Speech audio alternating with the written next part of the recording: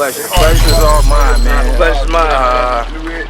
I mean, really, the pleasure's all mine. You the first person in the history of my whole platform that actually went from being a hip hop artist with a hit song to a attorney. Thank you, brother. Appreciate that. For some of my viewers, they might be a lot of my viewers are between the ages of 17 and 35. Go ahead and give them an introduction and give them your name, and I can take it from there because I know what to say. All right, it's party time. In case y'all understand or recognize that tune, my name is Tracey Lee, man, straight out of Philly, you know what I mean? And this is what we do. We hip-hop. We are the culture. And like my man said, I went from making records with Big and making records with Busta and making records with Kanye to becoming an entertainment attorney. So entertainment attorney. Tell me at what point did you decide that you were gonna leave performing behind and go ahead and push forward in the executive aspect of hip hop? I think it was by process of elimination. So I got dropped in 2001, 2002, 2001. And so that left me in a predicament. It left me to the point where, okay, so what you gonna do next? So, I continue to make records and do stuff independently. I moved down to Atlanta, but, the game was changing at that particular time. And so it was like, there's gotta be a next step. There's gotta be an evolution. Right. And so based on the trials and tribulations, based on what I had, the knowledge that I had gained while I was a sign artist, it was like, that was just really the natural recourse. You know what I'm saying? It was like, okay, let's not get from in front of the mic to behind the mic, but let's add to the arsenal so that you can inform yourself, but also inform others that are coming up in the game and give them guidance that you didn't have. And so that's what, and I'm a spiritual cat, so I just sat still and listened to God, man, and he was like, man, expand your education. Also, a portion of your story began at Howard University, right? Indeed. Tell me something about the Bisons. Oh man, Howard at that particular time, you're talking about from 88 to 92 while I was a student. I mean, any and everybody was there. You had Puff there, you had Mark Pitts, who was the cat that actually signed me to Boston University. For cats that don't know who Mark Pitts is, he's responsible for the Miguels of the world and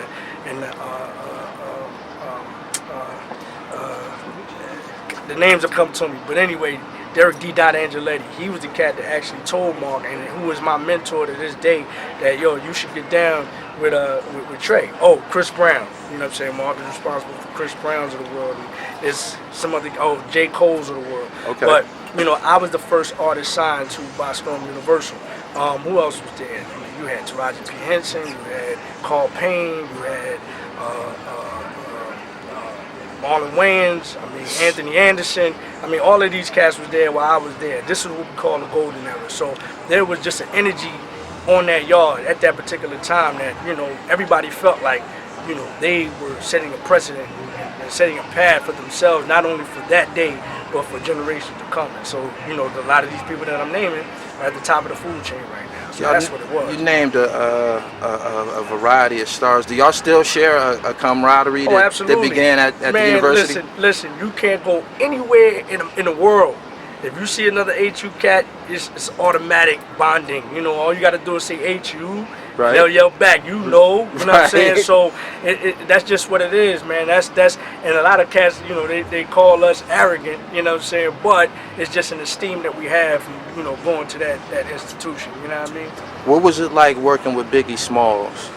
Incredible. At that particular time, it was the most incredible experience because in 1996, into 96, 97, you got to remember Big was at the top of the food chain.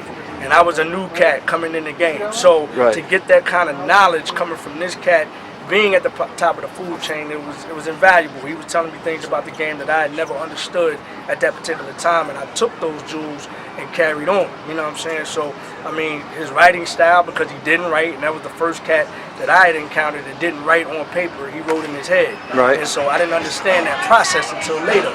You're eliminating the middleman by eliminating the pad. You know what I'm saying? So basically, he'd write it in his head and transfer it straight to the mic. It wasn't like top of the head, but it was listening to the track. And to me, Big was the most efficient MC, meaning he said more with less. He could find one word that most MCs would take 3 or 4 words to say and convey the message that he's trying to convey. So, I can't say anything more about the experience of working with the notorious, the late great R.I.P. You know what I'm saying? How did y'all get put together? How did that all come together? Mark Pitts was Big's manager, and Mark was also understudy of Puff. Right. So Puff, when Big was signed to Bad Boy, and of course Mark was an understudy. It was just a natural thing. They clicked, and so Big wanted Mark to be his manager. And so when Mark got his label situation, it was really more or less, I need you to do a song with my man. But it wasn't just do me a solid. Big had to listen. Big was an essential part of me signing to By Storm, because when I was doing demo tapes, for all the kids out there, if you don't know what a demo tape is, that's when we had the cassettes. We used to put them in the mail, send them to the record company. But when I gave Mark the demo, he would play the demo for Big in the car. Right. And so by Big rocking out to it, it gave Mark that confidence to say, okay, I need to sign this cat, because Big, put the stamp on it. He's like, yo, this dude is nice, you know what I'm saying? No doubt. That's what that was, man, you know what I mean? So, again, Mark was Big's manager, and so because of the relationship and me being signed to By Storm, that's the reason why Big did the song with me.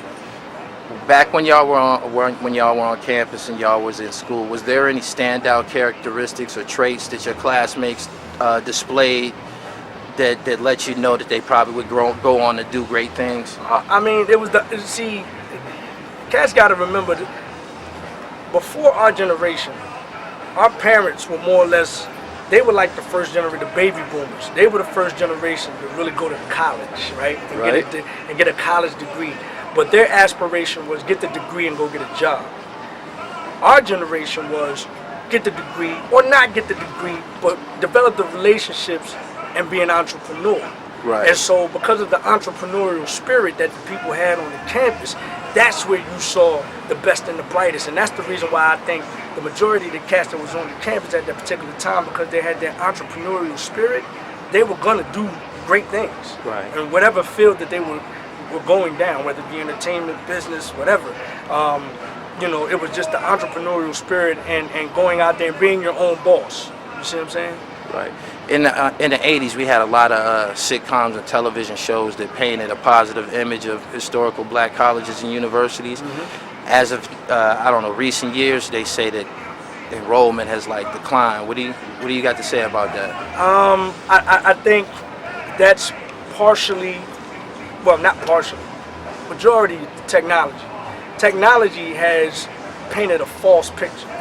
Technology has enabled a lot of cats out here to think that they don't need education because they can go on the fast track with the press of a button. Going back to the whole entrepreneurial spirit, create a business online, and so whatever the business may be, and people are going to gravitate towards that and make millions of dollars. You know what I'm saying? Hip hop is, I would say, 95% responsible for that because of the images that are portrayed through the culture, you know what I'm saying, from a pop culture perspective. You know what I mean? You got a lot of cats driving around in big toys, you got a lot of cats dressed in the designer whatever's and wearing the jewelry and all that, and realistically, that's 0.5% of the population. You know what I'm saying? It gives the kids a false perception that, yeah, I can do that too. Nah, it ain't like that. And so, because of that, you're straying away from the educational piece. You're straying away from going to college, you know what I'm saying? And I attribute that to my generation because while we were out there trying to get the money, we wasn't passing along the jewels to the youngest, you know what I'm saying?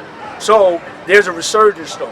What I find is maybe not the millennials, but there's a generation up under the millennials, and I'm talking about these cats that's like 2nd, 3rd, 4th grade that's trying to... Nah, it's another one. It's X. We passed X. Yeah, it's a whole nother generation. It ain't why. It's a whole nother generation that's coming up that we, in our generation, are trying to rectify the wrongs. You know what I'm saying? Right. So now most of us are now becoming grandparents. You see what I'm saying? And so from the days of the hustling and getting out there on the entrepreneurial spirit that we didn't leave off to our kids, we're passing along to that generation. You know what I'm saying? Z has a quote in one of his songs, and he says, "All us blacks got is sports and entertainment." And you went the education route. You're an attorney. What you got to say about that statement in 2019? What was the line? All blacks got is sports and entertainment. All we got is sports and entertainment. Think about when Jake quoted that. That was damn near what, 20 years ago, right? Probably over 20 years. Yeah, so I'm sure his mindset has changed. And at that particular time, I could see why he said that, but that's totally false. But that goes back to that false perception we were just talking about. And that's what the media wants to portray.